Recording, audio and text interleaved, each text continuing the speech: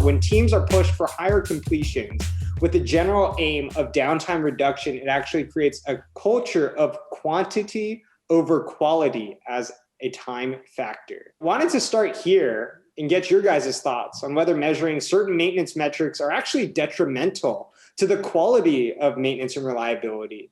And then secondly, how do teams typically reconcile this challenge? To me, it starts out with what Dr. Deming said. If you can't measure it, you can't improve it. If you measure the wrong thing, then you're going to have the wrong actions out of it, like PM completion or PM compliance. Okay, that could mean a lot of things to a lot of people. It just says we get it done. It doesn't say if we did it effective. That's why I like PM labor hours versus emergency urgent labor hours. When you put a correlation together with those two, it tells us a lot.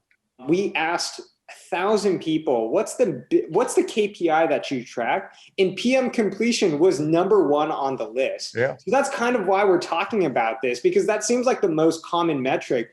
But obviously, I think all of us have opinions about whether or not that's the right metric to track. Get the SMRP book of metrics. It has everything you'll want to measure and more, and it'll give you formulas and best practices and all that stuff. What I want to challenge people to think is, what are they using the metric for? And you see this a lot in safety. We're going for 1 million man hours without an LTI. And then what you see is non-reportings of LTIs, or you see people coming in on light duty to hit that metric. Like I was at a site that had a guy with a broken leg, and he came in and sat at a computer instead of staying home. They hit their 1 million man hours. But what behavior are you driving with the metric?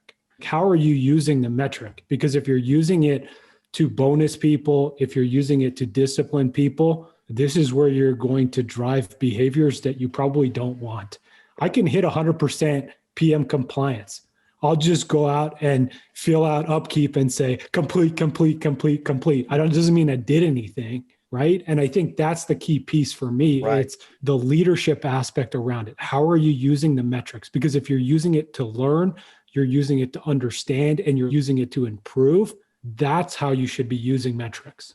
What would you say the objective of preventive maintenance should be? I mean, if we're talking about what technically PMs are for, is to reduce unplanned failures, right? It's to improve our availability or reliability. Now, whether they're effective, that's a different measurement, right? That's not completion. That's, are we finding defects? Are we reducing our reactive maintenance? Like all these other things that obviously Ricky, but that is not in PM compliance. Why do you think that is the most common metric that companies track? Is it because it's easy, it's convenient? Is it because that's kind of like the stepping stone towards a more mature maintenance reliability department? Yeah, for me, it's easy, right? And I think it's easy if you don't do any PMs and you're moving from just purely reactive maintenance. It actually is a good metric to track then, because then you're moving from one to the other. Now, if you're trying to go to this like world-class maintenance program, it's not the one. Even in addition to that, there's more things to track than just completion, right? If you're moving from purely reactive, you should be tracking stuff like downtime. You should be tracking stuff like what defects are you finding, percent rework, like all these other metrics that sort of get at the quality aspect of the maintenance that you're doing. Yeah, metrics is your dashboard, like on your car, not just a speedometer. But you also got the temperature gauge or temperature light. You got all kinds of things on there to tell you if you got a problem. And the problem with KPIs, a lot of times we got the wrong KPIs, so those lights never come on to tell us we got a problem. PM completion might not be a terrible metric to track. It kind of depends what stage, what maturity level your company, your department is at.